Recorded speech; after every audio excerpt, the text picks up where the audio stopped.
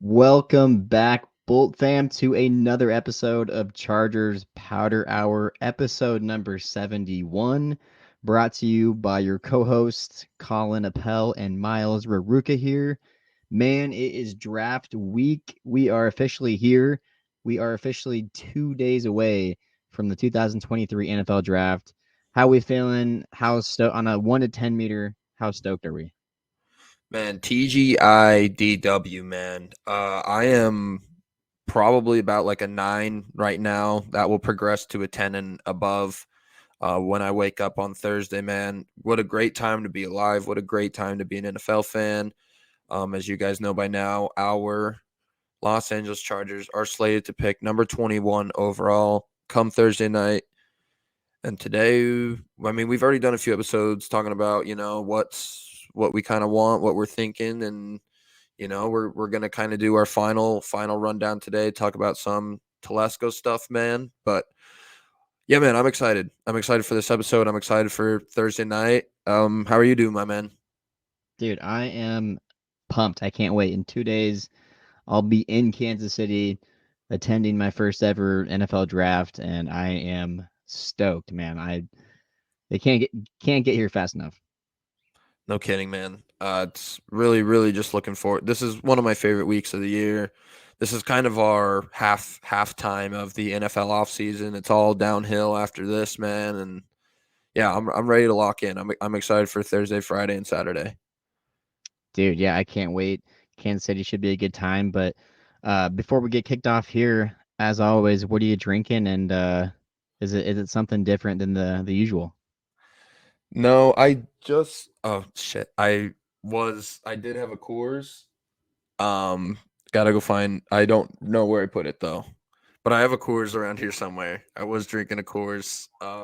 Lovely day here in Nebraska. I got the windows open. Nice day for some nice blue mountains. Unfortunately, I don't. I think I might have left it downstairs, but I did have a Just Coors out and about, so kind of a fumble on somewhere my around here. part, man. But I was enjoying a nice Coors Light. But what are you drinking, man?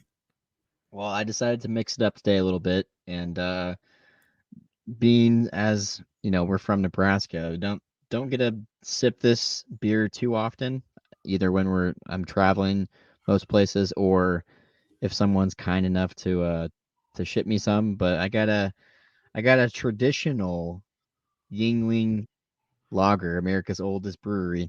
This thing is straight Stars and Stripes, American Eagle vibes. It's got an American Eagle on the can, actually. But yeah, man, just a great amber beer. Have you ever tried Yingling? Are you I familiar? have, I believe. I believe I have tried Yingling once. I don't really remember how I liked it, though, to be quite honest with you. But I think I have tried it before. Yeah, it's very smooth. Like I said, it's a amber lager, but think kind of like it's kind of got some Sam Adams vibes to it. I would say a little bit, not the exact same, but kind of a similar taste and smoothness to it. So trying to find the ABV percentage here, and I can't. I don't know if they don't put it on their cans, but yeah, good beer. That's what I'm sipping on, and shame on you, sir, for leaving your Coors unattended somewhere. Yeah, dude, now it's gonna be warm by the time I get back to it. But you know what? I'm gonna stick it out. I'm gonna decide to talk some football instead of enjoying my beer. Which usually it's nice when Uh, those things go hand in hand, man. But I'm alone here, hey, so I'll drink for both of us. How about that? I appreciate that, my man. I appreciate that. So let's get into it. Let's talk some ball. Let's get it kicked off, man. I do have a little fun question for you here, just in the spirit of it being draft week, and it always makes me go back to years past. Different draft classes the Chargers have brought in. I always think of like very random picks. It's not always just like, oh, who do we take in round one that year? It's like, man, remember when we took this dude? And it's a name that you haven't heard of in like forever. So, who is your off the top of your head? Who is the most random player? Let's do a two-part question. Uh, what has your favorite draft class been since you've been a fan? Oh And then boy. who has been your favorite pick. It doesn't have to be, necessarily value itself, but if it's like a random person that ended up being a key player on the team, or if it's just a random name or eh, whatever. Who's your favorite draft class and then favorite pick? Do you have like an answer in mind? Yeah, I have an answer. Okay, then I want you to go first. I need to think on this, but that's Oh, a that's a very cheap phenomenal route. question. That's a cheap route. I'm putting Dude, you on the I spot. literally you You're can't Uno just pull reversing that you me. can't just pull that on me and expect You're me to think Uno. off the top of my head. You're Uno reversing me on. I am Uno reverse carding you because you have an answer and I do not. So Okay, well, here's all right. I will say this. After I give my answer, you cannot be like, "Oh, that's what I was gonna say." no, I not. Why would I do that to you if I'm having you go first? All right. That No, would just that would be douchey. Now that would uh, be yeah. all right. I just want to make sure we're coming up with our own answers here. Yeah. I'll start with my favorite draft class, and favorite draft class. I'm gonna go with, for no reason at all. It's just a draft class that I always think about, but it's probably the 2013 draft class. That's a random one, man. And it's Tom Telesco's first. I think that's a big reason why it sticks out so much to me. It landed us Keenan Allen, one of our best, you know, players in franchise history, and that he's not my favorite pick. He's up there, but just thinking of class wise, I always go back to that because, and I think our first round pick in 2013 was, God, I can't think, You know it. linebacker, linebacker. No, no, it was an offensive lineman tackle. Oh shoot, I'm thinking, okay, He's offensive recently lineman. been thinking about making a comeback to the NFL. Oh, okay, yes, DJ Fluker, Yes.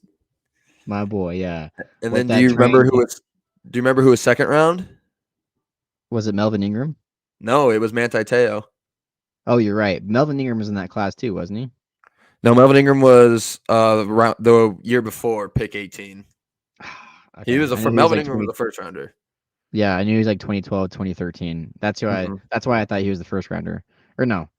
Anyways, my wires are all crossed, but 2013 mainly just because it was Telesco's first year. We landed Keenan Allen, and I was also pretty hyped up about that Manti Te'o pick in round two. Not gonna lie, at the time, I was like, man, this dude's gonna be a baller. His stock is so low because of the whole fake girlfriend scenario, but yeah, that one just didn't end up panning out. Man, I agree with you when we picked Manti Te'o. I mean, he was like in like the Heisman running in Dude, college. yeah, So I was like second round, all because this dude faked having a girlfriend. Like seriously, I was okay, it's not like he like was accused of vehicular manslaughter. Like he just had a fake right. girlfriend. Like this is a steal, man. Yeah, so that was a draft I was pretty pumped up about. Another one that comes to mind just for honorable mention was the 2015 class because I think that was the year that we took Jason Verrett, number one overall. Nope, No, we took him in 14. that was 14. See, I'm off by a year. I'm confusing their rookie year with the year that they would have Well, been technically, drafted. the rookie year is the year that they got. Well, it's like So then that would be right. 2015, right? Wasn't 2015 his rookie year? no, Verrett's rookie year was 14. 2015 was probably the year that he made the Pro Bowl then. 15 was Melvin Gordon. Yeah, I think 15 was the year that Verrett made the Pro Bowl. I want to say then because I know that was a good year for Verrett, whether he was drafted or I don't remember if that was his rookie year, if it was his that second was the year. one year that he didn't get hurt and actually Yeah, lived and up he to expectations. balled. Um, but my favorite overall pick, and has no I guess doesn't have to, it has nothing to do with value, just preference itself. I specifically remember where I was and where I was sitting in my living room when the Chargers drafted Antonio Cromartie, and I remember at the time knowing nothing about him, but then like remembering where I was when we drafted him and thinking, like I wonder if he'll be decent. And then seeing his rise to I think it was the 2000 what 9 season when he led the league in interceptions, made a Pro Bowl, broke the NFL record for longest field goal return. Oh yeah, So yep. just 109 yards, baby. that was a fun year, man. And I remember just looking back on that pick, being like, who would have thought? Like, I mean, that was a first round pick that AJ Smith absolutely nailed at the time and paid pretty pretty nice dividends. But yeah, that was just a fun one for me. I always enjoyed Cromartie on the Chargers, and yeah, that I don't know why that comes to mind. It's has a little bit to do with the randomness too. I think is why I like that pick. Um, but yeah, man, hindsight is 2020, and it's easy to look back and be like, yeah, I'm glad we drafted him because he was a stud. Yeah, dude, that's for sure, man. Um, yeah, Chromo was the real deal, man. And man, if Verrett was able to stay healthy, dude, there's no doubt in my mind that he would still be a very, very key player on our team to this day. So, man, it just seems like that's Yeah. just kind of Chargers chargering sometimes, But I'm looking through these draft class, man, and like there's in almost all of them, there's at least one or two players that are like really, really were key players. But it seems like that's about all that we've gotten out of these draft classes is about two quality players per class. And obviously that could change like with last year's class, we saw Zion Johnson and then Ogbania, Sawyer, like those people all have potential for sure, but just as of now. But man, I would say that my favorite draft class honestly that I've seen so far, dude, this is going to sound weird to say, but from the perspective of having, depth and good pieces, I'm going to go with 2017. 2017, Mike Williams was taken seventh. And you might think like that wasn't that great. Mike Williams in the seventh. I mean, we've seen at seven, we've seen what he can do. He's been a pretty productive player. Forrest Lamp was our second round pick. I mean, remember when that dude was supposed to be legit? Dan Feeney was our third round pick. So now you're thinking like, dude, you're an idiot. But then rounds 4 and 5 were hits, man. Rayshon Jenkins and Desmond King Ooh, in yeah, 4 and 5. that's a solid draft right there. Desmond King was one of my favorite picks. That was who I was gonna say for one of my favorite picks is Desmond King, just because like I remember watching him play Nebraska when he was at Iowa, and that dude was a baller. So I mean, I just felt like fifth round volume. That's insane. So Yeah, that is. so I really like that draft class, but I would say about my favorite pick. I mean, I'm gonna go with a way more recent one than you, but it's got to be 2018 Derwin falling to 17, man. I mean, just how badly we needed a safety that year. I mean, I think let's see how long had it been since we lost Eric Weddle at that point? It had been a while. No, Maybe like two, three who years. would have been Adrian Phillips and I oh, probably I don't lost know. Weddle. I think Weddle's last year was like 15 or 16. Yeah. So that would have been just a few years after we lost Weddle. We really needed another piece to man down that defensive backfield, and man, we've found the best one in the NFL who fell to us right at 17. So Yeah. hard to No, not say that that's one. that's a huge pick, especially if you're going off just value alone, because yeah, like you said, to be able to pick at 17 and have an all pro player fall to you is does not happen very often. And I think you could probably argue the same with Rashawn Slater from a couple of years ago as well, falling to 13. So that's kind of a similar theme there. But yeah, man, just to imagine this team without a guy like Derwin James, I mean, he is the whole identity on that side of the ball. So he is so important to this team moving forward and such a core piece. So uh, if they ever do go on a championship run, he's going to be a big reason because of that, a big piece to that. So yeah, hard to argue against the logic there. But hey, man, let's go ahead and dive into it since we're already about 15 minutes in. Um, First thing I wanted to talk about some news coming out of the Chargers camp yesterday. Tom Telesco hosted his annual pre-draft presser, and some stuff to dig into. Not a ton of news, at this point.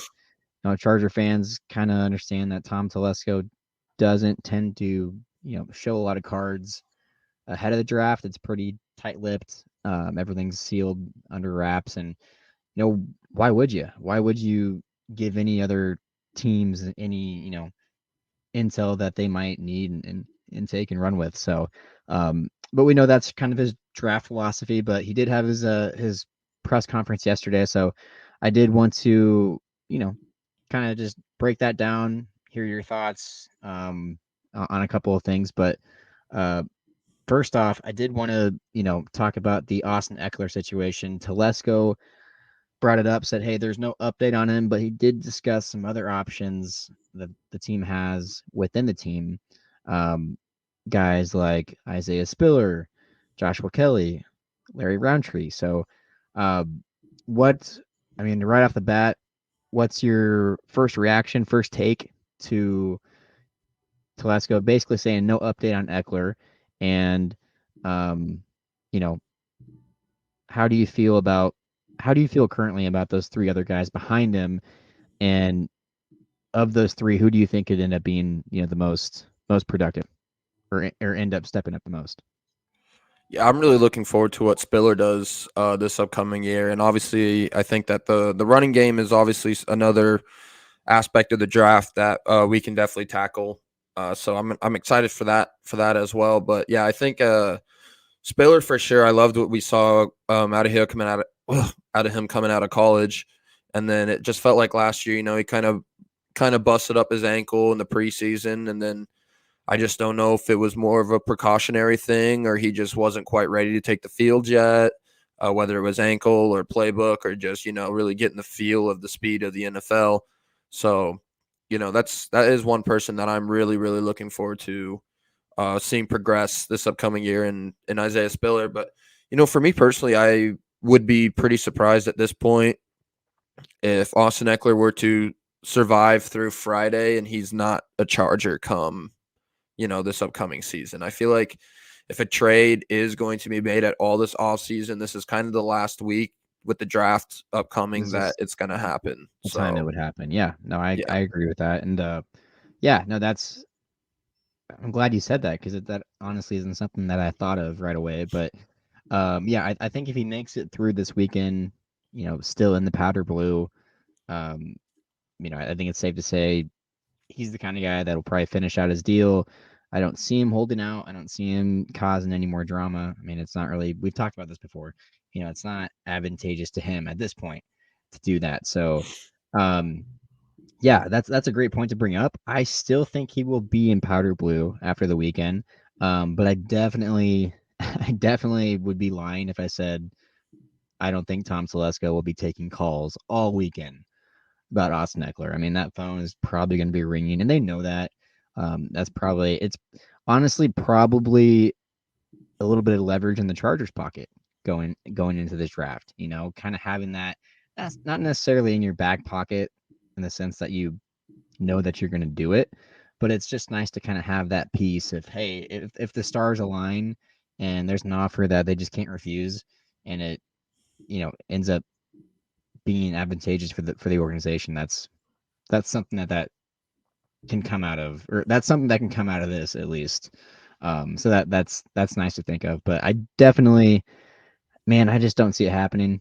I mean, what's your honest take? Do you see it happening this weekend at all? I mean, I know you're going to say there's a chance, but just Yeah, your personal I'm gonna preference. say it. I am gonna say it. There's a chance because I think that there is. Anytime that you have a player on your team that's disgruntled with their recent contract or with their latest contract, then I think that there's always a chance, especially with All right, such a big night for drafts coming up, being the NFL draft. I'm So changing it. I'm changing it to a yes or no question. no, I'm putting it. It's not going to happen. No, I Okay. don't think it will happen. But I'm just saying, I'm not ruling No, out the possibility that's that what I there's was a getting chance that it to. happens. I know there's a chance, but like, what do you like in your heart of hearts? Do you think it happens or no? In my heart, I don't think the Chargers are the type of I don't think Telesco and the Chargers are really the type of organization that would pull something like that off. I Depending on think so how it too. goes, I'm not saying I that I think so wouldn't be too for because it. you look. I mean, I'm under the impression. I'm kind of under the mindset of, hey, I don't think like all this, you know, drama with Eckler popped up this offseason. I think it's safe to say he's not going to re-sign with the Chargers unless it's just a Cinderella of a season and it's a like picture perfect ending and like happy ever after, which always could happen. But realistically, I think you have him for one more year. put all your chips into the middle of the table with him. And we've talked about this too in the past, where like even if Austin Eckler's status does not make help me make the decision on Bijan Robinson at 21. Like whether or not Austin Eckler's on our roster, that should not hinder you from making that decision at 21. Because the way I see it, you're essentially replacing Eckler right there, and you get both of them for a year. And what a fun year that could be. And we've seen teams go on a run in 1 year. Teams can turn it around in Hmm. 1 year. It doesn't have to be a 3, 4, 5 build process. I mean, that's how it goes for some teams. I get that. But for some teams, like, look, if you draft right, 1 to 2 years in a row, that's the difference of being in the AFC Championship game or the Super Bowl because you have depth, you have guys on contracts still locked up, um, and you're just adding to like I think the I was about to say the Phillies, the Eagles are the latest example of that. Just excellent roster construction, via a large part of it via through the draft. I mean, especially their $250 million quarterback that they just signed, who's now making more money than Herbert, which is crazy to think about. But that's also in the Not for long, most likely. coming up in our future as well. So, um, yeah, man, I just look. This is how you build a team, and that's why the draft is so exciting. And it's also why the draft can be very disappointing. Like we've had drafts in recent years where it wraps up on Saturday night, Saturday afternoon, and you're like, ugh, I don't know. Like it leaves you with more questions almost than it does Hmm. answers. Um, so yeah, man, I'm excited for this draft, and I hope that we can pick the right. Or I hope we can make the right decisions in round one at 21, and I hope Eckler doesn't you know give too much. I can't find the words I'm trying to look for here. I hope that doesn't influence. There you go. I hope Eckler's situation doesn't influence the pick at 21 too much because it shouldn't. I think you have him for a year regardless, and then after that, you know, thank you for your service. And we know the type of player that Eckler is. We know the diversity that he has on the field, but he's not that. Our biggest flaw is finishing out games. And we've kind of come to find that Eckler's not that. You can blame Eckler. You can blame, we've had a lot of spotty O line play over the years. You can blame whatever you want. But at the end of the day, running game's just too inconsistent. And if a change Yes. is what needs to be made in order to fix that, then I'm on board. Well, I mean, Staley talks about it all the time, right? Marrying the run and the pass. So if you had a running game, like imagine a world where Justin Herbert lines up under center on second down, and it is consistently second and 6 or second and 5. And then Yeah. you pair that marriage and pass or that run and pass marriage with the new offensive coordinator and Kellen Moore. I mean, I'm just like salivating over the play action packages that they could have with Eckler and Bijan or the RPO. Like, Well, and yeah, look how the Cowboys utilized Tony Pollard and Ezekiel Elliott. If we saw that for even just a year, dude, oh my God, that'd be a dude. fun Yeah. year. I'll take it for a year, and if Eckler, whatever, next year he's a year older and some other team, is willing to pay him, like the Commanders, if they're willing to pay him, $10 million a year, $11 million a year, then cool, man, go get your bag. But also have fun playing in DC. So No I, kidding. I just think I think that's the route we're headed on. I don't know if Telesco sacrifices, and again, Bijan Robinson is not a Charger by any means. I mean, I'm kind of talking like he already is, but if he does end up being a Charger, I still um, would love to see that backfield for at least one season. Yeah, dude, that'd be a fun year. That would be one of those years that you're just really, really looking forward to. And that's really what excites me about the draft class is just the thoughts of seeing new talent out there, seeing what young players can prove themselves is Yeah. always super exciting. Yeah. Another little statement from Telesco that I found interesting was, this is the time of year too where he not only gets excited about, the new talent that is going to be added to the team in the next couple of days, but this is the time of year where we tend to kind of look back on previous draft classes, specifically the last year's draft class, and start to kind of look around and see who's going to step up from that class that didn't necessarily have a big impact or a big role this last season. Kind of the sophomore guys that, for a lack of a better word, like just consider them redshirt freshmen. You know, JT Woods is literally a redshirt freshman. Isaiah Spiller. I mean, Isaiah he's in that Spiller. category. Well, I mean, he burned his red shirt, but He did, yeah, but like, I mean, barely.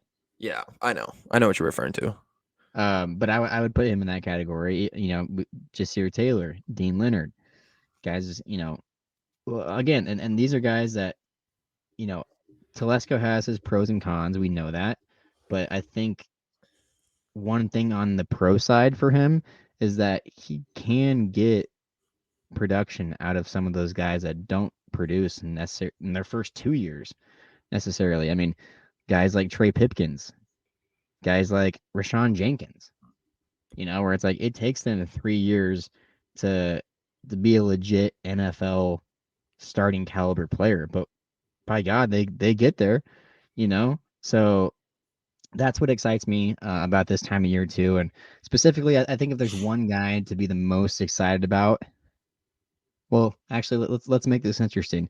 Who do you think the one draft? What member of last year's draft class are you most excited about for stepping up and filling a bigger role in 2023? I'm gonna go. I mean, we talked about him already, but I'm gonna go Isaiah Spiller. Ooh, okay. Honestly, I mean, you could go a lot of different directions. You could say, I can't wait to see Zion Johnson take that next step forward, or Yep. Otodi. Oh, jeez, dude, I Tito cannot. Ogbonnia. Yeah, Otidi Ogbania. Uh, really excited to see what he can do. But yeah, I think Spiller, Collier. especially just with all the questions, JT Woods is a really good option for that. But I think Spiller, just with all the questions surrounding Eckler's future, and just the kind of runner that I think Spiller can be, I'm really excited to see what he can do in the future. No, that's all right. That's a good answer. I wasn't expecting that out of you, so that one surprised me a little bit. But yeah, man, Spiller is definitely a guy I'm excited to see more of this year, and I think he'll get a bigger role too. So I was gonna say Jasir Taylor on the defensive side, just from a few of the highlights he made last year, and he seemed to kind of really be coming on towards the end of the year. He just kind of, and it's probably the dreads too that make me kind of think of Rashawn Jenkins and just the trajectory he had at the beginning of his career, and the complete player he is now. So yeah, that's who I'm most excited about. But yeah, like you said, the last year is, and in most classes, there's a handful of guys that could be good options. So no, I was just curious about that. But the next thing on our agenda here from the Tom Telesco presser. Um, let's see here. Oh, so basically, a big takeaway that I had was, you know, it's anyone at 21. It's anyone at 21. Um, it's kind of wide open. We have, and it has a very similar feel to last year. We've seen a bunch of mocks on the offensive side. We've seen mocks on the defensive side. We've seen, a couple players start to kind of get traction at 21, and then, it's somebody else for the next week or two. Um, but it is a very wide open approach, and given the current roster, um, leading into Thursday night, it seems like, I mean, it seems like it could be anyone. Who do you think? Let me rephrase this. What side of the ball do you think will be taken on Thursday night? You know that I'm all weapons for Justin Herbert, and I really have been since the season ended. But like there's a lot of signs. I've seen some reports, a lot of GMs aren't necessarily that high on this receiver class. Um, I think a lot of people are thinking Zay Flowers. I know that's the popular answer, but I just think that a lot of these receivers, even the top of this class, aren't overly valued. Over past years, there's not that number one standout guy. Quentin Johnson was everyone's number one for a while, and now Quentin Johnson's going outside the first round in some mocks. So I just think that there's just so much up in the air with this receiver room, that I am actually going to lean away. I know that my original take was a Flowers at 21. I'm still going to be absolutely ecstatic if that's the case, but I don't think that's where we're going to go anymore with receiver, especially after Jalen Guyton getting re-signed. But one thing that Telesco did say in his presser, one specific position group that he did bring up as being a lot deeper than years that we've seen, is tight end. So I don't know. I think there's a lot of signs pointing towards, a tight end, or perhaps Bijan if he were to fall to 21. Because at this point, I don't think Bijan getting out of the top 15 is necessarily a certainty right now. But Yeah, yeah, that I think I'm gonna probably go either tight end or maybe even defensive end, perhaps. I know there's quite a few dudes in this class that I'm kind of a pretty big fan of. A lot of dudes that I believe would be nice to trade down for. But yeah, other than that, I think my pick is tight end at this point. okay. So tight end in the first round, as you think? I do think Okay. so. Yeah, no, but like this is the reason why I asked you is because every time I've asked someone, it's a different answer, and it's changed throughout the entire process of the pre-draft, I mean, through the combine, through the Senior Bowl, all that stuff, um, and it's just wide, it's wide open. It's just like last year, um, but yeah, I would honestly be shocked if they go tight end at 21. I'm not gonna lie. Really? I would. And I don't know what they're gonna do, but I have a feeling that it's gonna be on the defensive side because that would also just be very Chargerish for them to go. But also, like if you think about it, defense is where we need the depth Yeah. No, I'm outside of receiver. But like we still have decent depth at receiver. It's just not it might not be everyone's favorite depth, but it's still decent depth. Like your top three are three good receivers, really good receivers, and then you have some villain guys like Jalen Guyton's coming back. Um, you know, Probably pick up at least one, maybe two in the draft. Some young guys. So um, I I I just think as we get closer to the draft, I my gut keeps telling me defense. Um, but yeah, I mean, like I said, it could be anyone. Yeah, dude, I know. I've been watching a lot of defensive end, defensive line film lately. I really just think it's going to be a matter of who falls where. I think that it's bound to be at least one of those, arguably top 10, top 15 guys falling down, especially at 21 at that spot. It's kind of a weird spot to be. So, I definitely think that a talent like, let's say that like a Luke Van Ness drops. I'm not necessarily is that my favorite pick in the world, but I just think for how great of a prospect he can be at 21, like I feel like that's something that Telesco wouldn't shut down necessarily. And Van Ness is just an example of one of those guys. What if like I don't know who are some like what if one of those other bigger DNs or D linemen or maybe Nolan even like Smith, Will yes, McDonald, yeah, exactly, and exactly. One of that's those guys falls, then that's that position different. group alone is the main reason why I think defense could end up being the surprise pick. I mean, I think what we're suffering from a little bit is the Justin Herbert effect. The fact that you have Justin Herbert, so everyone assumes you're just gonna fucking get everything for him, but you can't also just neglect. And I'm not saying that they are, but like at some point, like Khalil Mack and Joey Bosa in the very near future, one or both are not going to be Chargers. Probably just And one. even if they are, we've seen, they've both had a history of missing some time with injuries. So Right. we need somebody to, be back in that spot for when they aren't able to be out on the field.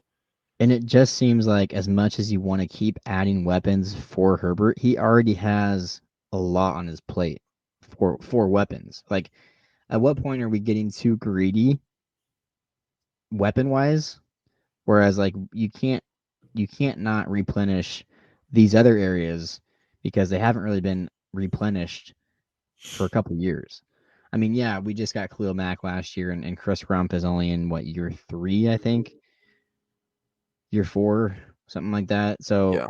we've addressed that position, in the last handful of years, but like, Chris Rump was not a round 1 or 2 pick, and he's progressed a little bit, but he's still not on the caliber of, you know what you would want your starting D end and this league to be at. So if yeah, man, if you're picking at 21 and a Nolan Smith or a Will McDonald or a Lucas Van Ness fall in your lap, I think Tom Kalijah Telesco just Cansey.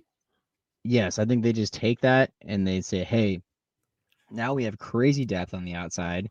Even if Bosa or Mac go down, we have someone we can plug and play right there. Um, that's the kind of depth that I think wins championships.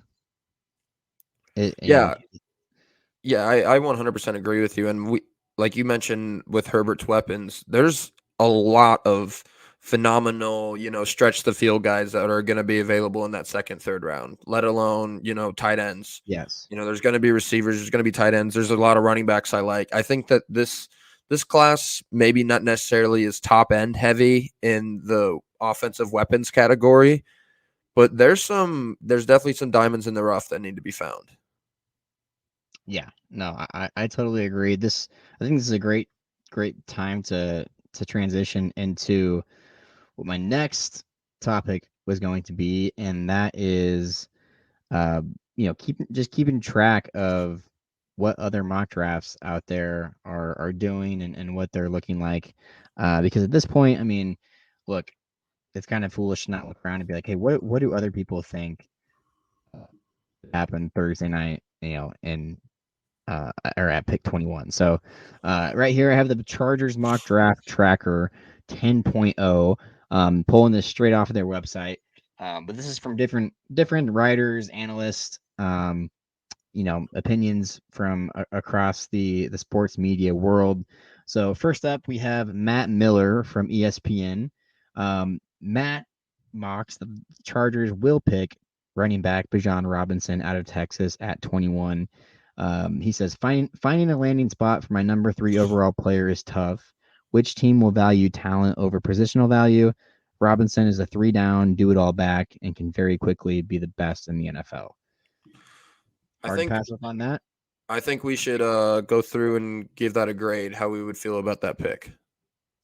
Well, I'm giving it an A, considering I know that's you're what. going to Well, give it an A. that's my I'm giving that's it a my B official plus. prediction.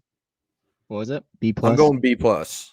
Okay, There's no I way in like that hell grade. that I would be upset with Bijan on the board, but there are a few other guys that if they were to fall or be on the board, Sure, I would maybe slightly sway towards. sure. That's my argument. Next up, we have Eric Edholm from NFL.com. He mocks that Chargers will take cornerback Joey Porter Jr. out of Penn State at 21.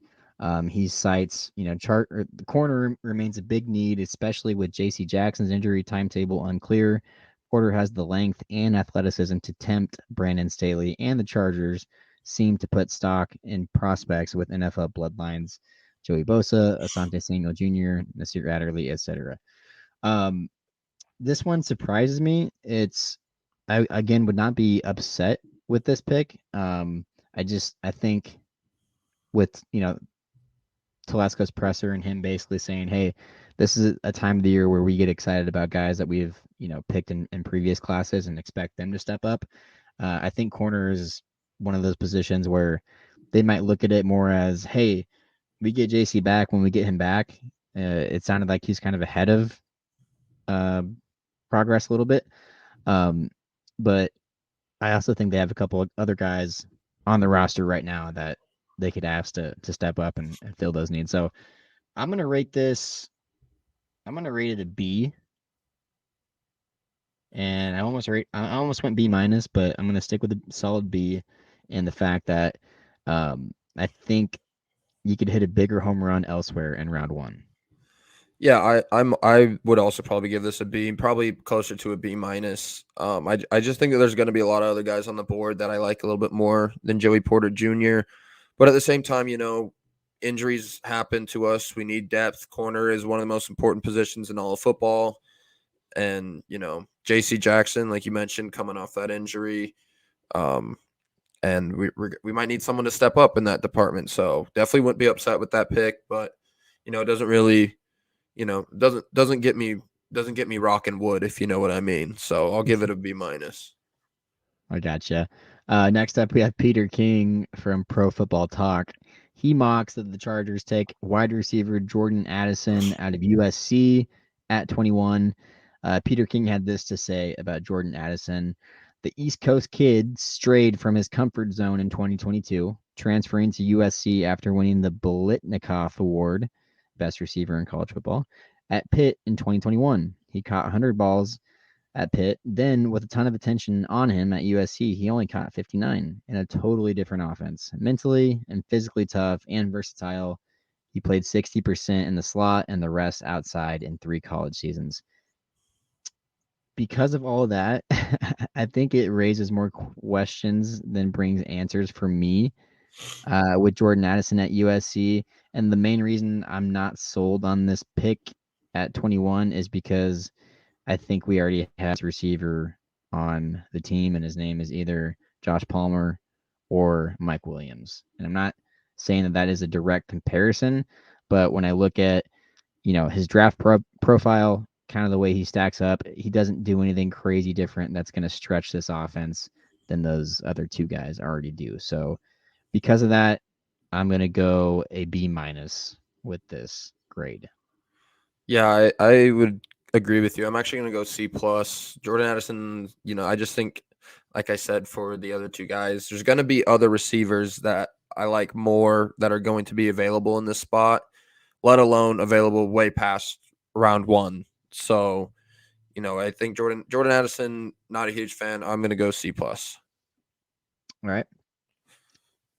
Next up, Ryan Wilson from CBS Sports. This is one that you might like, Miles. He mocks wide receiver Zay Flowers from Boston College to the Chargers at 21. Ryan had this to say about Zay Flowers. He said, Zay has a chance to be wide receiver one. He was virtually unstoppable at Boston College, and that was with suspect quarterback play. He'll quickly become one of Justin Herbert's favorite targets, and he also has return skills. Very interesting end to that statement. He also has return skills. For those of you that forgot or maybe didn't already know, DeAndre Carter signed with the Raiders, I believe, last month. So returner is also up for grabs again, and that's something that Brandon Staley and Telesco have mentioned that they're taking into consideration when looking at a potential wide receiver. So I think that that's something to kind of keep an eye on. But I do like this pick. I do like Zay Flowers. I do think it's dumb to overlook him just based on his size. I think teams have been burned by that before in the past. Whoever passed up on Tyreek Hill the first however many picks, because I think he was like a second round pick, if I'm correct. Uh, it's just stupid. It's just stupid to and I get it. Hindsight is always 2020, but I think this is one of those guys that you're really going to be upset that you didn't go with because of he wasn't 6 foot. I'm sorry. So if this were to happen, I would not be upset at all. I think this is a solid pick, and I'm going to say this is an A minus. Yeah, I'm giving this an A for sure. I don't think I would really give anything an A plus unless we were, A plus is that's the standard. So I don't want to go all the way up there, but I'm gonna give Zay Flowers an A. I think that he is the type of receiver that Justin Herbert needs on his offense. He is literally just like an Antonio, like imagine Antonio Brown's prime is a very similar comparison to what Zay Flowers is. His balance, his control, his yards after catch.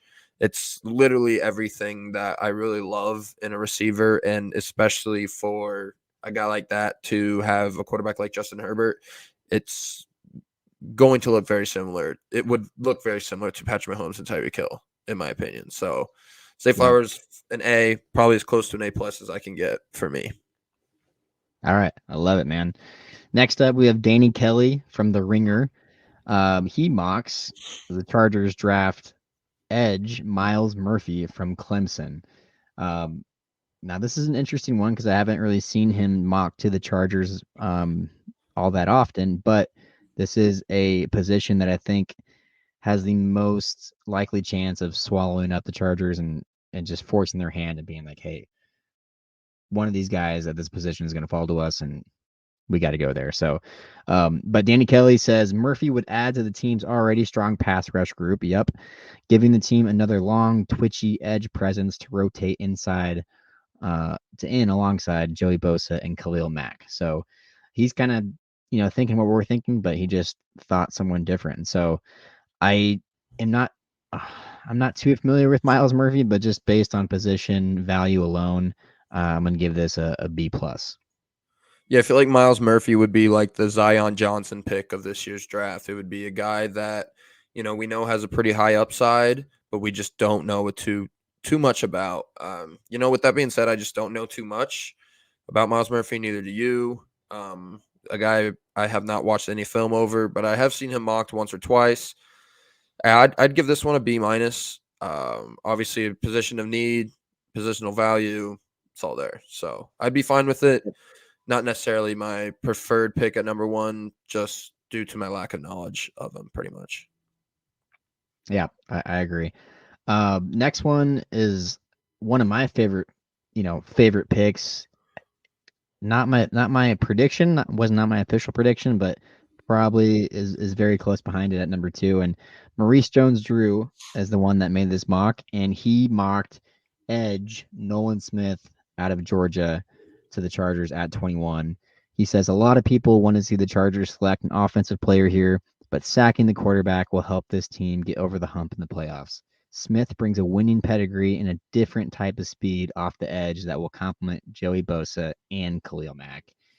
And I think Maurice Jones-Drew hit this on the head. I think for me personally, outside of Bijan at 21, this is the biggest home run the Chargers could have hit at 21. The caliber of player that Nolan Smith was going into this last year already was probably a top 15, 20 NFL draft pick. But then with him, I think blown out his knee. I think it was an ACL. Out for the year. But people are going to forget how good this guy is. He's a leader on that Georgia defense, national champion. I think that adds up in what Tom Telesco looks for as far as character and leadership. Um, this is a guy I think a lot of teams are going to be kicking themselves over that they didn't get, especially because he was probably only ever available that late because of an injury. So I'm giving this a solid A. Um, I don't think there's an A plus in this draft at 21, but Bijan and Nolan Smith are the closest for me. Yeah, dude, it would be really, really upset to be. Dude, I can't speak today. It would be really hard to be upset with Nolan Smith at 21. I don't feel like he'll drop that low. I really don't. I think he is a top 5 talent that just got stuck with poor injury history this last season. He tested out of his mind at the combine. The only Yeah, thing he about him did. is he's a little undersized especially for a defensive end. I think he only measures at like 240. So a littler guy, but like the test, I mean, his combine says everything for him. Like you can go look at his combine stats; they're absolutely insane. The the tenaciousness, the tenacity of him getting after the quarterback is something that I really love to see. So I'd give this one an A minus. Would be really hard for anybody to be upset with that pick.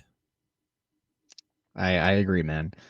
Last two here. Last two before we'll call this quits.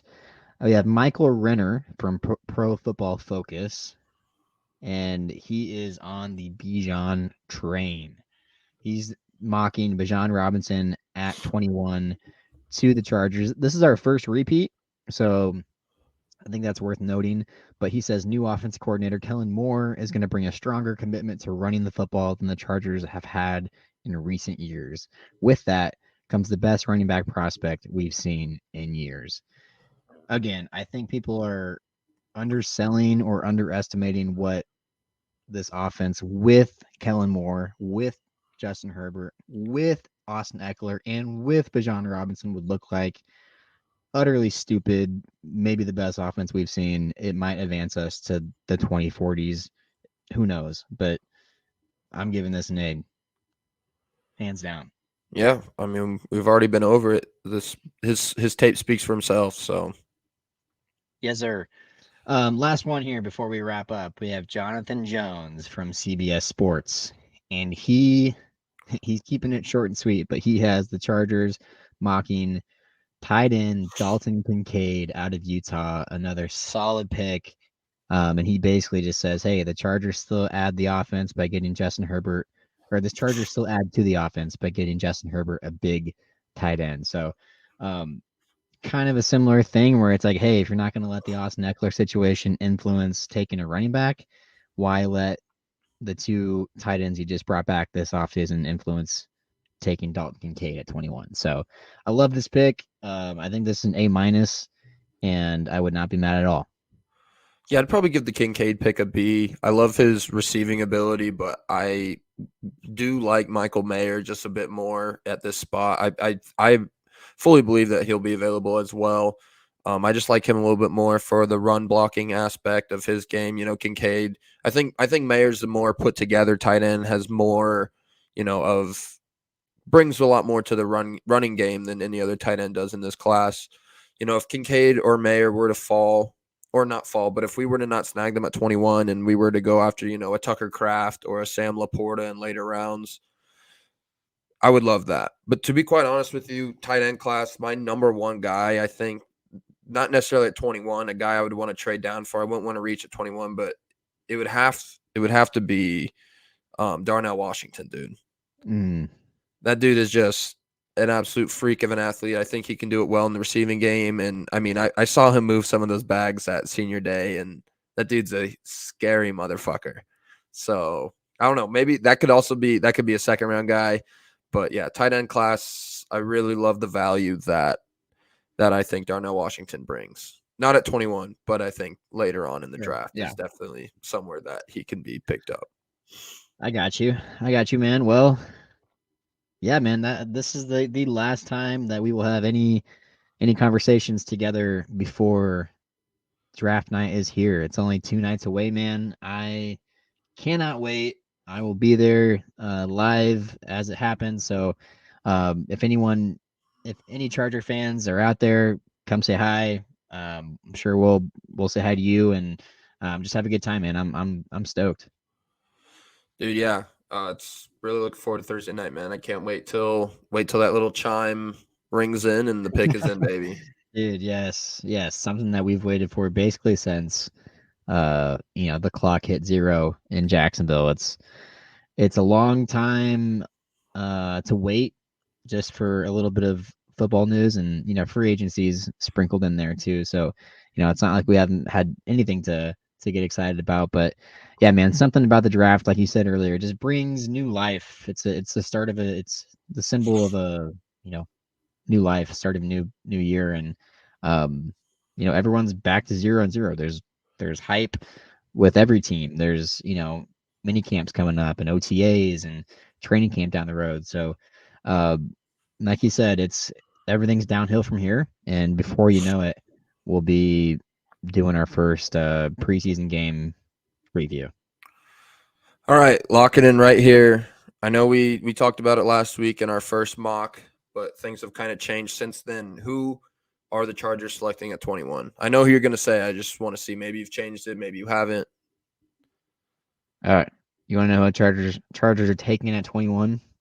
I think I know where you're going with this. With the 21st pick of the 2023 NFL Draft, the Los Angeles Chargers select edge Nolan Smith out of Oh, Georgia. wow. All right. Official, baby. I changed it. Y'all You thought I was did going to say change it. Bajan? Y'all thought I was going to say Bajan? I thought for We're sure you're going going to edge, say baby. Bijan. We're going edge. I thought for That sure you were gonna say that's Bijan. like the only reason I made that switch is because you said some things have changed, and I just think I talked myself into the most likely position with the best player available, value, all that. That's going to be there at 21 is going to be edge, and it's just going to force Telesco's hand. What if Best a guy player like available. Tyree Wilson drops? Good, but I don't think it's going to happen. Yeah, I don't think he's dropping either. I don't know even know if he's dropping out of the top 10. So, all right, Nolan Smith is the pick for Colin. And yourself?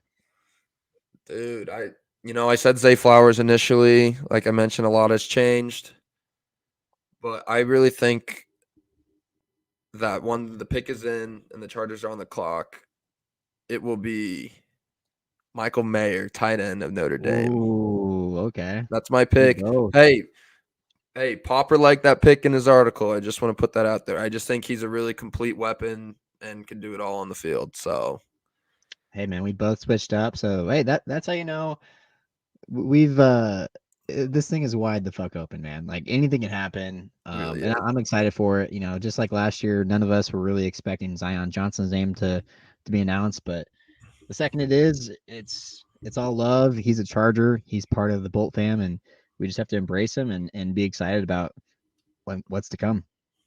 100%, man. Well, let's go ahead and get out of here, man. The draft is here. Let's go, and we will talk to you guys soon. Bolt up.